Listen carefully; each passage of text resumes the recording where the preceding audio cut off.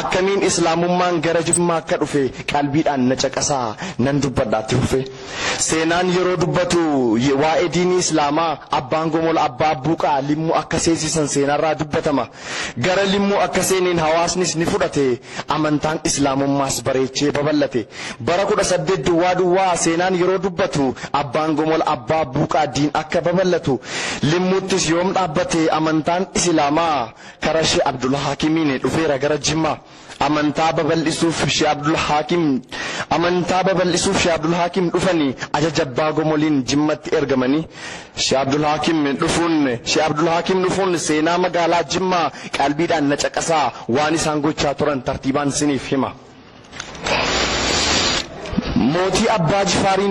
maatii abbaa jifaariin barsiisuuf diin islaamaa Sheekh Abdul Hakim irraa jalqaba awwaluma dubbii kana qoradhaa seenaarraa dubbatama diin islaam babal'isuuf shoora guddaa bahanii abbaan gomol abbaa buuqaa mootiin limmuu duraanii gommaa keessaa finiinee qabsoon diinii islaamaa bara mootii abbaa manoo fudhate naannoon gommaa akka seenaan himutti gootichi naannoo gommaa qooda guddaa taphate gadhaabuuf diinii islaamaa osoo islaamniin dhufin jinniitu qallabama korma ceebsanii qaluun jinniitu gabbarama qaluuf gabbaruu qofa kan jinnichi jaallatu jinnii gammachiisuudhaaf dhiigarra gangalatu maqaan rabbii hin jiru seexanaaf sagadama ixaanitti aarfamee kormatutti qalama jinniif korma qalanii dhiigarra gangalachuu dursas jinnii sooranii haftee jinnii soorachuu sheexana gabbaruurraa islaam najaanu baasee mootii abbaa manooti kan qad qodhee dhaabsise erga islaamni dhufe jinniif kormin qalamu gabbarsuu sheexanaatiif dhiiga keessan ciifamu kana najaanu baasee amantaan islaamaa maaluu qad godhee dhaabe rabbiif ni danda'ama bara mootii abbaa manoo dhaabate gabbarsuuni jinnii gabbaruun fafa kaaliqi gabbaramaani mootichi abbaa manoo 1820 leencii ija barbadaa gootichi goda gommaa seenaa isaan nuuf godhan dhagaa siniin hima jaarraa 18ffaa bara daldala garbaa inni tokko gurguree kaan immoo bitee darba namuma akka keenyaa maqaatti moggaasanii garba jechuun gurguru gabaa namaa geessanii sooressi birrii qabu baalabbaan abbaa lafaa nama qarshiin bitatee gaangoo fuuldura oofa waan saati qarshiin bitee fudhatee mana galaa yoonni xisximbaa jedhe alangaadhaan garafa yookaanis ni kabala namuma akka isaa rabbi uumamaan kalqe eenyummaa isaa jijjiira cilee fuulatti laaqee yoo barbaade yaabbatee yoo barbaadeen fe'ata dugda sukkumsifatee qeensa isaa qorsiifata ofii cooma muratee booka isaatti unata inni kunoo garbicha eessaa isa yaadata maallaqa isaa waan biteef barbaadu nyaata laatee yookaanis ni dhorkata akkasiin baalabbaafni ilma namaa bitata namuma akka isaa garba godhee ergatee garba godhee jiraata kana najaanu baase amantaan islaamaa mee alhamdulillahi jedhame kulliin nama haasaan haasaa dhalee karaarraa naammaqee mootiin abbaa manoo daldala garbaasan boollatti gannaqee namni jimma ta'e akkan gurguramne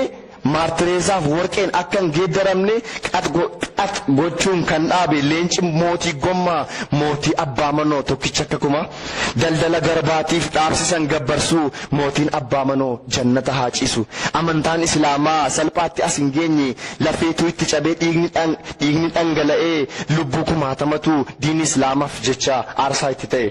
dhiisaa baarii gama boodatti deebina dhiisaa kan Itoophiyaa boodarra dubbanna maaltu ta'e jimmatti sababa diin islaamaa obsaan na dhaggeeffadhaa gabaabseensiniif hima maaltu akka ta'e maaltu akka raawwate eenyutu diiniif jedhee lubbuu isaa galaafate eenyutu gabrummaa didee yartuu dura dhaabbate diiniif lafasaaf jedhee rasaasaaf kan of laate kan ciniinnatee morme bittaa gita gabrummaa gootota guumaa keessaan maqaadhaan siniif waama biyya jimmaa weeraruuf goojjamirraa kan dhufe kaloo ganjii irratti kimbil jechuun kan kufe namticha abbaa kilaashii qaallicha abbaa zinnaaraa biyya mootii weeraruuf ergamee dhufe gaara minishirii dhabaatu labanii qabu qawwee goojjaam sanarraa dhufee dachee mootota hawwe nus farasanyaa qabna daalee fi abbaa shaanqoo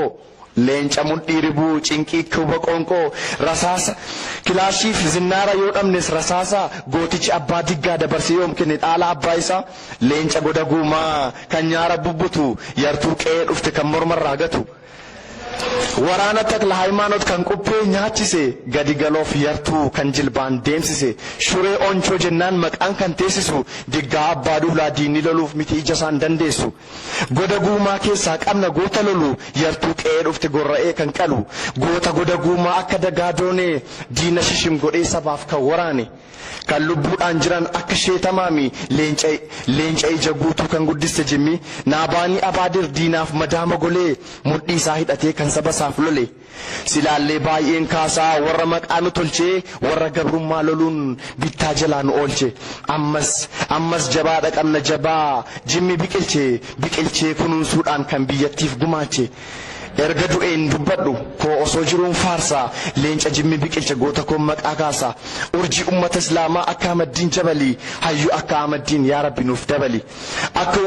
kan akka ustaas raayyaa kan sagaleensaa dammaa leenca akka isaa fayyim kan nuuf guddiste jimmaa haydar kadirii fi akka kaamil shamsuu kayrii barsiisuudhaan sharrii mataa cabsu kan seenaa kataban akka ustaas gaalii dubbatameen dhumu seenaarra ilaali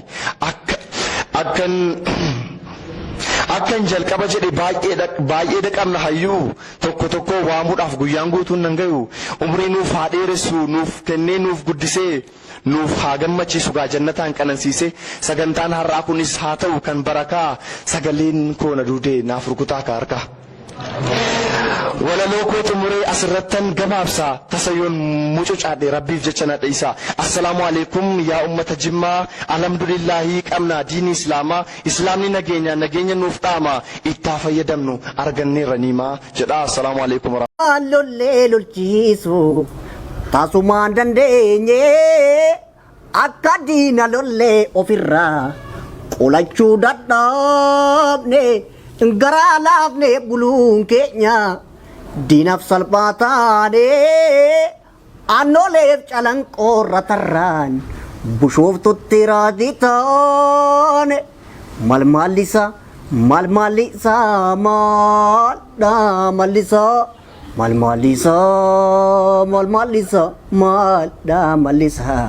tokkoon du'a tokkoon ajjeesisaa tufaa darba keenya tumaan cabsaa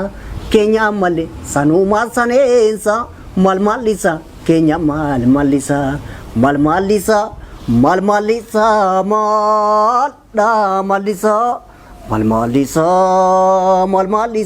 malda malisa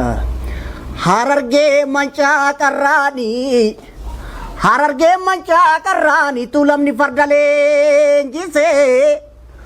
roorroon daangaa dabarraanii qeerroon falma murteessee adda keessa fuun beektu addarra dhaaban malee falmadhu qeerrosi abdii sabaa yoomillee kanaaf garaa jabaatu irreef humna qabaniin ijibbaata falmatu gaafa gaarreen adawaa gaafa maqalee sanii nuni miti farda keenya hin beeku bareechanii kaafadhu leencoo keelloli kaafadhu bulloo keelloli alaa eegaa in abjoon taane kaafadhu mancaa kee falmii 4 kiiloof situ aane